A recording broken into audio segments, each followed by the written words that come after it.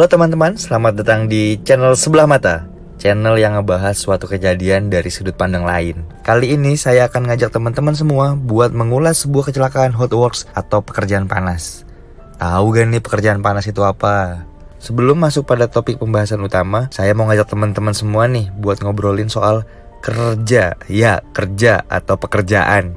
Mungkin teman-teman semua punya pengertian masing-masing tentang apa itu pekerjaan. Tapi kalau kita artikan secara sederhana, pekerjaan adalah aktivitas atau kegiatan rutin yang menghasilkan cuan atau duit. Hidup cuan. Cuan. Nah, zaman sekarang ini kan orang lagi butuh-butuhnya sama duit ya. Bahkan puluhan tahun yang lalu mungkin semua orang pun butuh duit. Tapi sekarang ini makin butuh duit. Saking butuhnya sama duit, sampai ada orang yang bersedia ngelakuin pekerjaan apapun demi bisa dapat duit. Buat makan, buat jajan, biaya sekolah anak, belanja istri.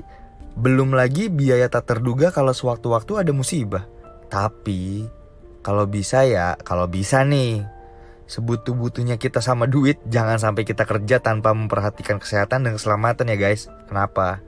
Karena banyak orang yang kerja tanpa memperhatikan kesehatan dan keselamatan, sampai akhirnya bukannya dapat duit, tapi malah cacat seumur hidup, atau bahkan kehilangan nyawa akibat kecelakaan. Kok bisa ya kecelakaan?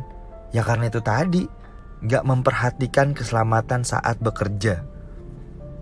Berdasarkan Buletin Badan Investigasi Keselamatan dan Bahaya Kimia Amerika Serikat atau yang disingkat CSB, kecelakaan kerja yang fatal dan sering terjadi itu adalah kecelakaan yang menimpa para pegawai pekerjaan panas.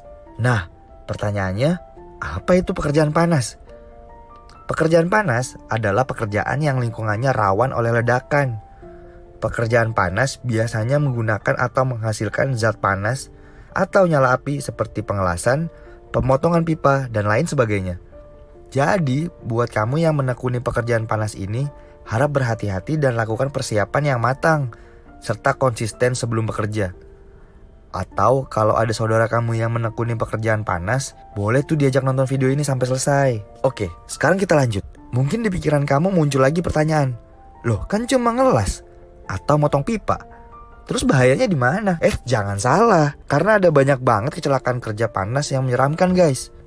Ada banyak sekali contoh pekerjaan panas atau hot works yang terjadi. Tapi ada dua diantaranya yang paling menyeramkan nih guys.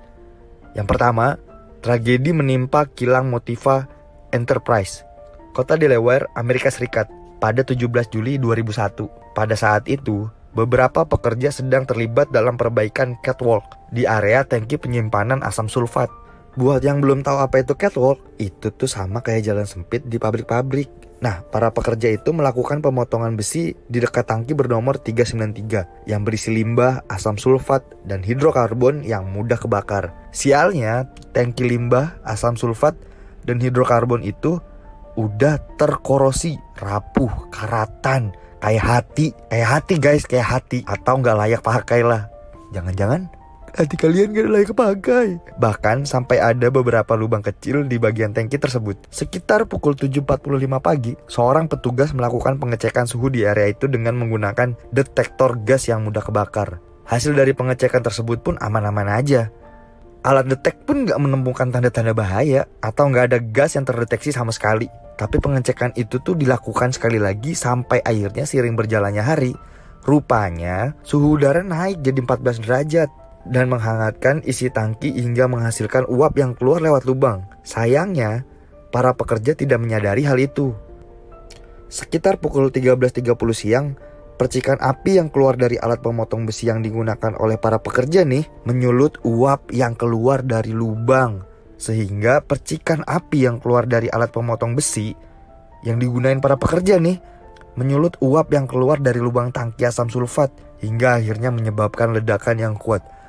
Di momen tersebut seketika tangki runtuh dan melepaskan 264.000 galon asam sulfat yang sangat berbahaya hingga membanjiri tanggul penahan dan sistem air limbah. Bahkan nih, hampir 100.000 galon asam sulfat mengalir ke sungai Delaware dan membunuh ikan-ikan serta makhluk air yang ada. Aduh, sedih banget. Dalam insiden ini, 8 pekerja mengalami luka parah. Selain itu, seorang pekerja meninggal dunia dan mayatnya tidak pernah ditemukan. Bayangin guys, meninggal saat bekerja dan mayatnya gak pernah ditemuin.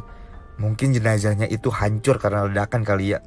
Kecelakaan serupa juga terjadi pada 16 Februari 2009 pada perusahaan ConAgra Foods di Boardman, Oregon, Amerika Serikat. Saat itu pemantauan gas tidak dilakukan di area pengelasan tempat para pegawai bekerja. Akibatnya percikan api menyulut gas dari material yang sudah membusuk di bawah tangki penjernihan air dan menyebabkan ledakan dahsyat. Atas insiden ini, 1 pekerja tewas di area pengelasan dan 3 lainnya tewas di terminal bahan bakar.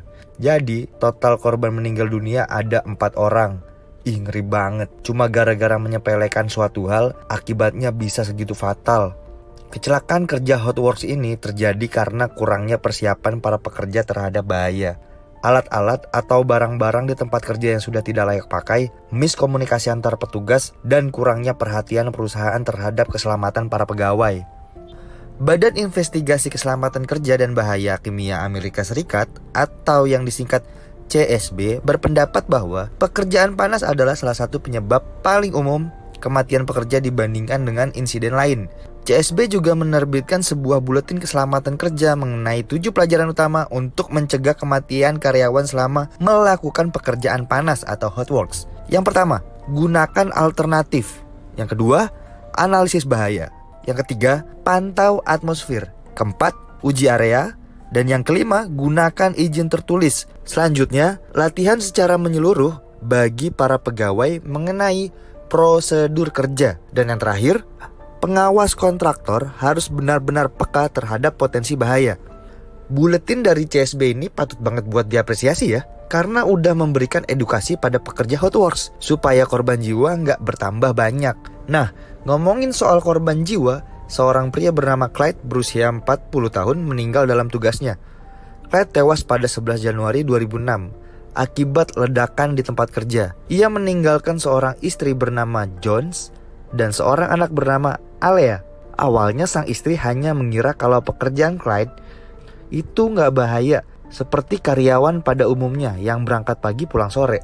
Dia nggak pernah menyangka kalau Clyde akhirnya terbunuh dalam sebuah ledakan. Sebelum meninggal, Clyde sempat berkata pada sang istri bahwa dia sangat mencintai keluarga kecilnya. Dan yang bikin istrinya sedih banget tuh, Clyde bilang kalau dia memang bukan orang baik, hanya saja dia tidak tahu berapa buruk dirinya. Kasihan ya guys. Nah, kalau si Clyde tadi adalah salah satu contoh korban meninggal dunia, ada lagi nih korban yang untungnya masih selamat dari kecelakaan hotworks dan berhasil survive melanjutkan hidup. Namanya John Capana. Dia jadi korban ledakan kilang minyak di New Jersey pada tahun 1979. Lebih dari 90% tubuhnya terbakar dan dia harus menjalani 75 kali operasi untuk memperbaiki kondisi tubuhnya. Saat itu John Capana masih berusia 20 tahun dan dia merupakan laki-laki yang cukup ganteng lah.